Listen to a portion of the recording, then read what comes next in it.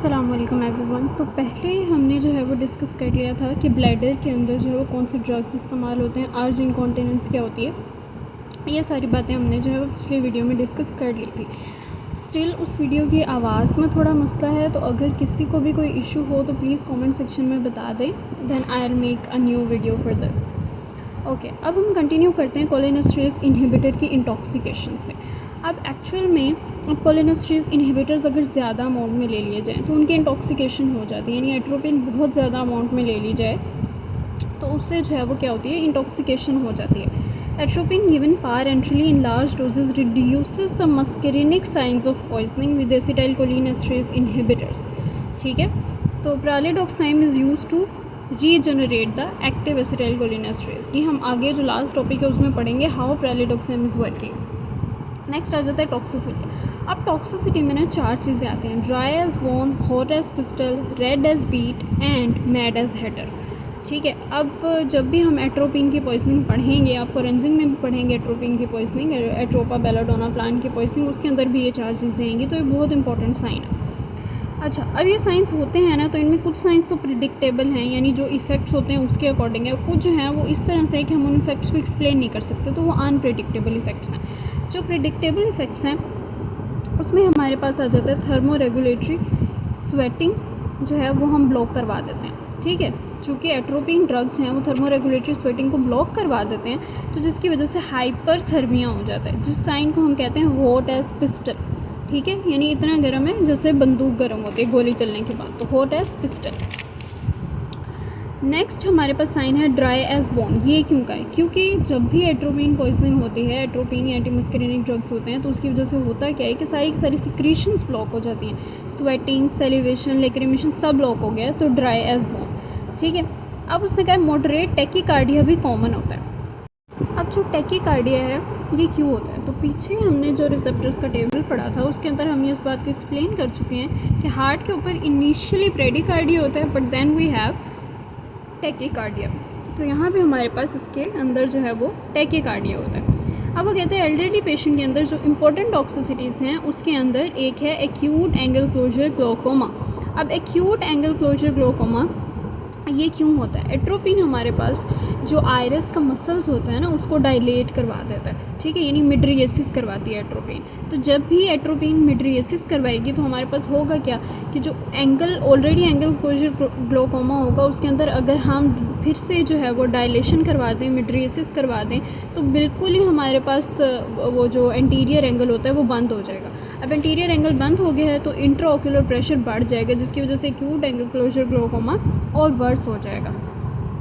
ठीक है, उसके अलावा यूरिनरी रिटेंशन ये क्यों होता है? क्योंकि डेट्राउजर मसल जो है उसकी हम जो कॉन्ट्रैक्शन है वो कम हो जाती है एट्रोपिन की वजह से। तो डेट्राउजर मसल की कॉन्ट्रैक्शन एट्रोपिन की वजह से कम होती है, जिसकी वजह से डेट्राउजर मसल डायलेट कर जाता है और यूरिनरी रिटेंशन हो जाती है। और अगर किसी को प्रोस्टेटिक हाइपरप्लेजिया है तो उसके अंदर तो और मसला है, क्योंकि प्रोस्टेटिक हाइपरप्लेजिया में प्रोस्टेट ने ऑलरेडी यूरिथ्रा को इनकवर किया होता है, ऑलरेडी यूरिनरी रिटेंशन हुई भी है। ठीक है, उसके ऊपर आप और यूरिनरी रिटेंशन कर दो विच इज़ एक्चुअली टॉक्सिक। ठीक है, तो प्रोस्टेटिक हाइपरप्लेजिया के जिस भी आदमी को प्रोस्टेटिक हाइपरप्लेजिया है उसके अंदर ये कॉन्ट्राइंडिकेटेड होंगे। ठीक है, constipation and blur vision are the adverse effect. ठीक है, नेक्स्ट आ जाते हैं हमारे पास अदर टॉक्सिसिटीज़। अब अदर टॉक्सिसिटीज़ हमारे पास कौन सी हैं? ये वो टॉक्सिसिटीज़ हैं जो कि अनप्रिडिक्टेबल हैं। ठीक है, अब देखो CNS की टॉक्सिसिटीज़, आप CNS के इफेक्ट्स को कभी भी डायरेक्टली एक्सप्लेन नहीं कर सकते कि ये हो गया। ठीक है, there are always some side complications also, जैसे सिडेशन, एमनीशिया, डेलीरियम, हेल्यूसिनेशन। तो मैड एज हेटर वो ऐसे बिहेव करने लग जाते हैं जैसे पागल हो गया। ठीक है, उसको डेलीरियम भी, हेल्यूसिनेशन, उसको 3-4 सिम्टम्स इकट्ठे हो रहे हैं। ठीक है, जिनकी रीजंस हमें नहीं पता। उसके अलावा अदर ड्रग ग्रुप जो कि एंटीमस्करिनिक इफेक्ट्स देते हैं वो है TC एंटी डिप्रेसेंट्स। ठीक है, TC एंटी डिप्रेसेंट्स भी हमारे पास एट्रोपिन टाइप के इफेक्ट्स देते हैं, इसीलिए TC एंटी डिप्रेसेंट भी सेम इफेक्ट्स देते हैं जैसे कि हेल्यूसिनेशन या डेलीरियम। अब अगर वेरी हाई डोज हम देते हैं, बहुत ज़्यादा हाई डोज देते हैं, तो हमारे पास इंट्रावेंट्रिकुलर कंडक्शन जो है वो ब्लॉक हो जाती है।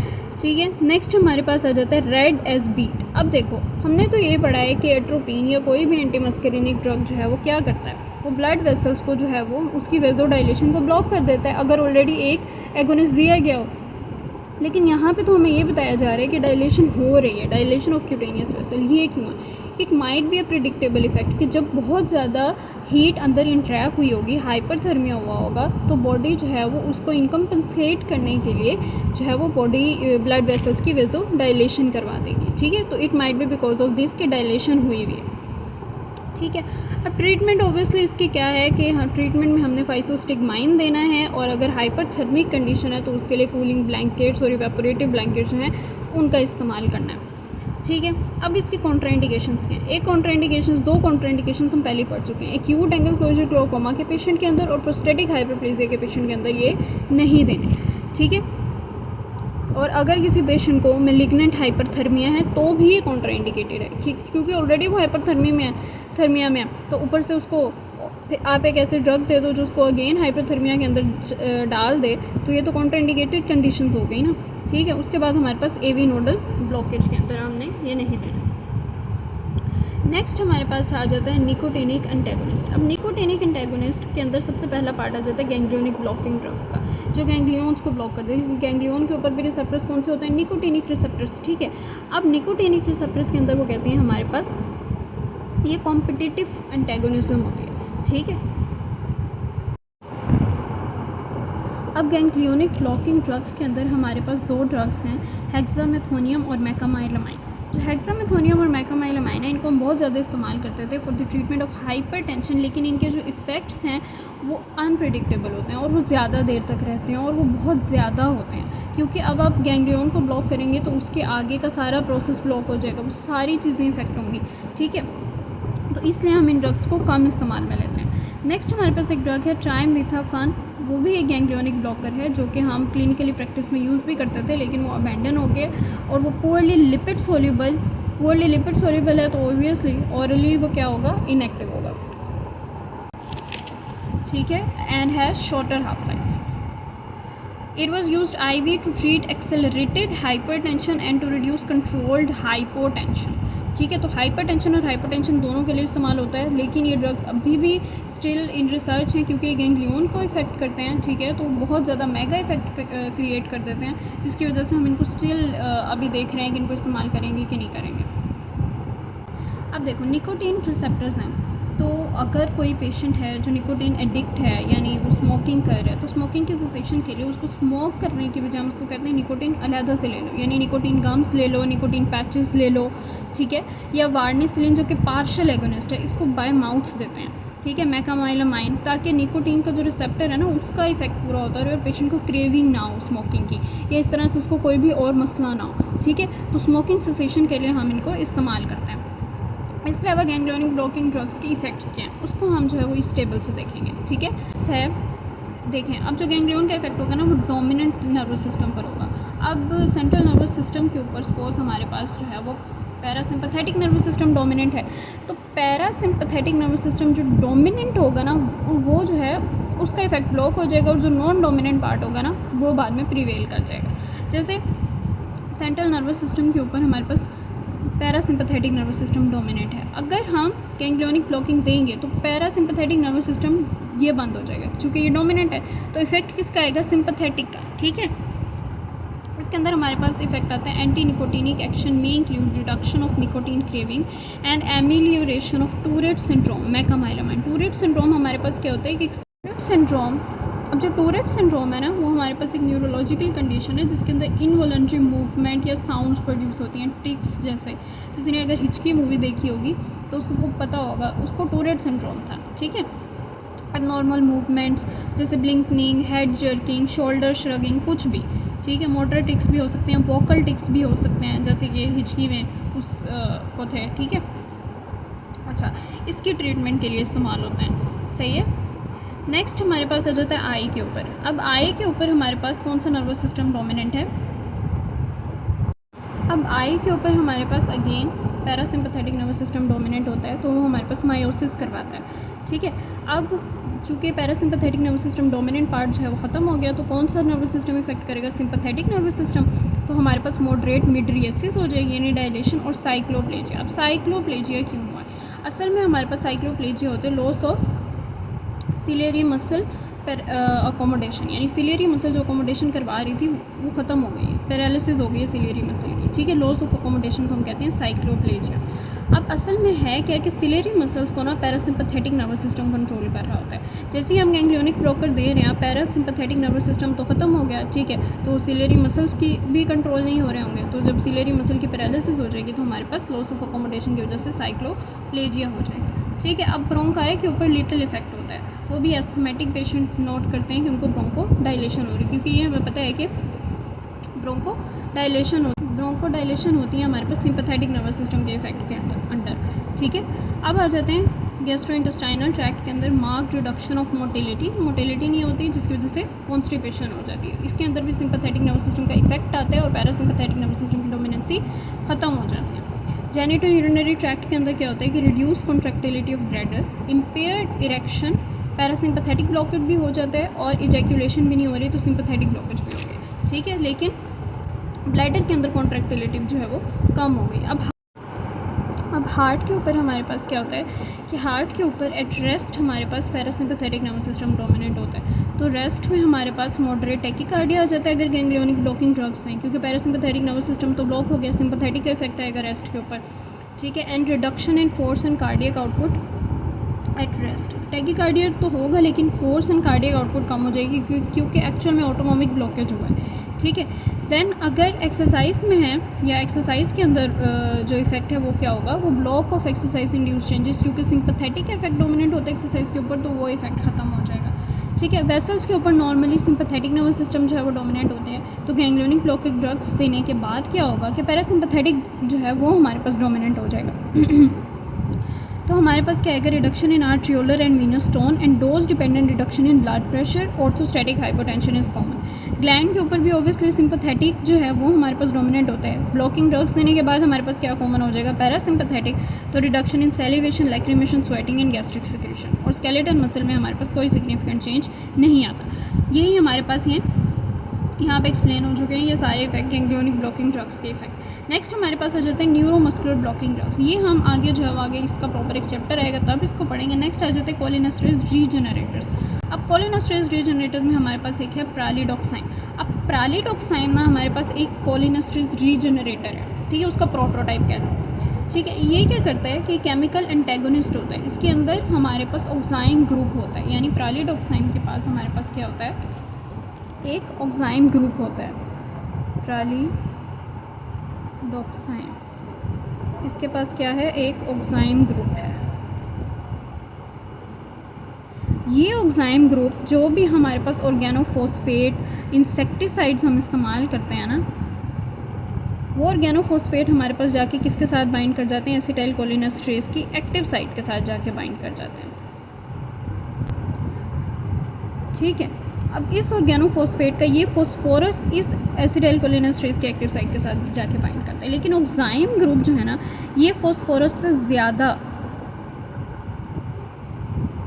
अफिनिटी रखते हैं फॉर द एक्टिव साइट। तो ये इन ऑक्साइंस की अफिनिटी ज़्यादा है, फॉस्फोरस की अफिनिटी ऑक्साइंस के मुकाबले में कम है। तो ये ऑर्गेनोफॉस्फेट इंसेक्टिसाइड्स ये क्या करते हैं, ये ये ऑक्साइंस क्या करते हैं, ये ऑक्साइंस इस एक्टिव साइट पर आकर लग जाते हैं और ऑर्गेनोफॉस्फेट इंसेक्टिसाइड्स को डिस्प्लेस कर देते हैं। जब इसको डिस्प्लेस कर देते हैं तो ये हमारे पास जो एंजाइम है ये रिकवर हो जाता है। पर इसकी एक कंडीशन है इस रिकवरी की, इसकी रिकवरी कंडीशन ये है कि एजिंग ना हुई हो। इन केस अगर एजिंग हो गई हुई तो फिर हमारे पास ये रिवर्सल नहीं होगा, ठीक है। अगर एजिंग होगी तो ये रिवर्सल नहीं होगा। अच्छा, अब ये प्रालिडोक्साइन जो है ये हमारे पास सिर्फ और सिर्फ ऑर्गेनोफॉस्फेट की रिवर्सल के लिए इस्तेमाल कर सकते हैं। हम इसको कार्बामेट की रिवर्सल के लिए इस्तेमाल नहीं कर सकते। यानी अगर कार्बामेट पॉइजनिंग होगी तो आप कह दो कि अब भी प्रालिडोक्साइन दे दो, तो नहीं, क्योंकि ये हमारे पास फॉस्फेट के साथ कम्पीट करता है। कार्बामेट में तो कोई फॉस्फेट होता ही नहीं है, तो किसके साथ कम्पीट करेगा, ठीक है। तो कोई फॉस्फेट नहीं है तो कोई कॉम्पिटिशन भी नहीं। यहाँ हमारा चैप्टर ख़त्म होता है। नेक्स्ट में हम जो है वो इसके MCQs करेंगे, but still in this video अब हम क्या करेंगे, इसके समरी टेबल्स कर लेते हैं, ठीक है। समरी टेबल्स करने से पहले ये वाले समरी टेबल्स को आप रीड कर लीजिएगा। There is nothing much important, हर चीज़ मैंने आपको एक्सप्लेन कर दी। इसको हम करेंगे बिग एडजन से, वो मैं आपको एक्सप्लेन करती हूँ। बट उससे पहले हम जो है वो यहाँ पे एट्रोपिन की देख लेते हैं। ये मोस्ट इंपॉर्टेंट चीज़ें, आप इसका स्क्रीनशॉट ले लें, ये इसको वैसे देख लें, ठीक है। अब एट्रोपिन जो है वो CNS और PNS दोनों के ऊपर इफेक्ट करते हैं। सिस्टेमिकली एक्शन है जो कि 4 घंटे रहता है, ये याद करने की ज़रूरत नहीं है, इज़ जस्ट फॉर इन्फॉर्मेशन। तो इसकी जो इफ़ेक्ट होता है वो हमारे पास आइज़ के ऊपर होता है टॉपिकली, ठीक है। अब देखो उसने कहा है कि नॉर्मली इसका जो एक्शन है वो 4 घंटे रहता है, लेकिन आइज़ के ऊपर इसका इफेक्ट जो है वो लॉन्गर होता है, डेज तक होता है, ठीक है। अब ग्रेटेस्ट इनहिबिटरी इफेक्ट होता है ब्रोंकियल टिश्यू के ऊपर, सिक्रीशन कम करवा देता है और सेलिवेशन कम करवा देता है, ठीक है। अब CNS के ऊपर तो हमें पता है टॉक्सिक डोजेज में ये क्या करवाता है, delirium, hallucination, seizures and all that. Eye के ऊपर प्यूपिलरी डायलेशन करवाता है और साइक्लोप्लेजिया करवाता है। प्यूपिलरी डायलेशन कैसे करवाए ये भी हमें पता है, और साइक्लोप्लेजिक कैसे करवाए, चूँकि ये हमारे पास क्या करवा देते हैं, स्पैज्म ऑफ अकोमोडेशन का, स्पैज्म ऑफ सिलेरी मसल करवा देते हैं, जिसकी वजह से अकोमोडेशन नहीं होती और हमारे पास साइक्लोप्लेजिया हो जाता है। इसीलिए ये कॉन्ट्राइंडिकेटेड है क्लोज एंगल ग्लोकोमा में, क्योंकि ये प्यूपिलरी डायलेशन करवा रहे हैं, ठीक है। GI के ऊपर इसके क्या इफेक्ट हैं कि ये GIT की मोटिलिटी को कम कर देता है, सेलिवेशन को कम कर देता है, यूरिनेशन को कम कर देता है, ये सारी बातें हमें पता है, ठीक है। अब एट्रोपिन फ्लश किसको कहते हैं, एट्रोपिन फीवर किसको कहते हैं। एट्रोपिन फीवर ये जो हमारे पास हाइपरथर्मिया हो जाता है एट्रोपिन की वजह से, उसको कहते हैं एट्रोपिन फीवर। एट्रोपिन फ्लश ये जो फीवर की वजह से डायलेशन हो जाती है क्यूटेनियस वेसल्स की, इसको हम कहते हैं एट्रोपिन फ्लश।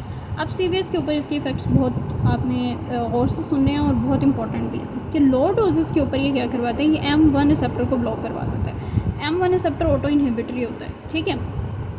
तो ये क्या करवा देता है, ये एसिटाइलकोलिनेस्टरेज को बढ़ा देता है, ठीक है। जब एसिटाइलकोलिनेस्टरेज बढ़ जाते हैं तो ब्रेडिकार्डिया हो जाता है। तो इनिशियली एट्रोपिन हमारे पास ब्रेडिकार्डिया करवाता है, बट एट मीडियम डोजेस ये क्या करवाता है, ये M2 को ब्लॉक करवा देता है ऑन द AV नोड, तो टैकीकार्डिया हो जाता है, ठीक है।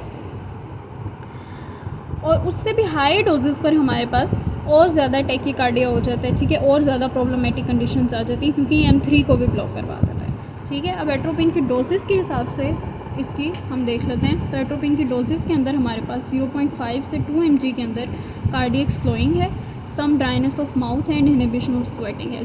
5 mg पर रैपिड हार्ट रेट है, सारे हार्ट की प्रॉब्लम्स आएंगी, क्योंकि palpitation, dryness of mouth, dilation of प्यूपिल heart के अलावा भी आते हैं, मेनली हार्ट के प्रॉब्लम्स आते हैं, ठीक है। वैसे 5 mg हमारे पास इसकी मेन एक डोजेज वैल्यू है फॉर द ब्रेडिकार्डिया, ठीक है। और अगर 10 mg से इसकी वैल्यू ज़्यादा हो गई तो हेल्यूसिनेशन, डिलीरियम और कोमा वगैरह आना शुरू हो जाएगी, ठीक है। नेक्स्ट हमारे पास इसके पोस्ट ऑपरेटिव यूजेस क्या हैं, ठीक है।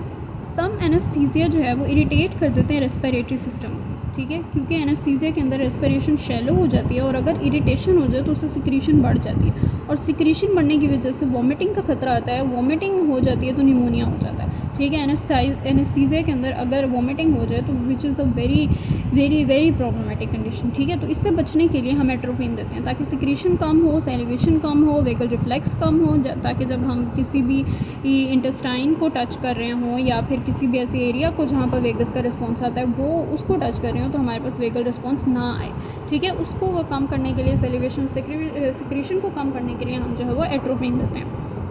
नेक्स्ट आ जाता है रेस्पिरेशन, तो ब्रोंको डायलेशन करवाते हैं, ठीक है। आइज़ के ऊपर इसके इफेक्ट हमने वैसे ही देख लिए हैं। और इसके नेक्स्ट हमारे पास जो आ जाता है वो है स्कोपोलामाइन। अब स्कोपोलामाइन हमारे पास क्या है कि इसके ये एक टर्शरी अमाइन है, यानी कि ये CNS को क्रॉस कर सकती है, इसीलिए एंटी मोशन सिकनेस के अंदर इस्तेमाल करते हैं। इसके अलावा ये यूफोरिक होती है, इसीलिए ये ससेप्टेबल टू अब्यूज़ है, यानी बहुत ज़्यादा लेके यूफोरिया क्रिएट किया जाता है, ठीक है। और ट्रांसडर्मल पैचेस में इस्तेमाल होती है, फॉर 3 डेज इसका इफेक्ट होता है। नेक्स्ट हमारे पास आ जाती है इप्रोट्रोपियम, जो कि क्वाटर्नरी अमाइन है, ठीक है। और ये COPD के अंदर या एस्थमा के अंदर जब भी हम एस्थमा का चैप्टर पढ़ेंगे then you will get to know about the ipratropium more. उसके अलावा टायरट्रोपियम जिसकी लॉन्गर ड्यूरेशन ऑफ एक्शन होती है, ठीक है। नेक्स्ट हम इस जो टेबल है इसको बिग कैटसन से भी करेंगे।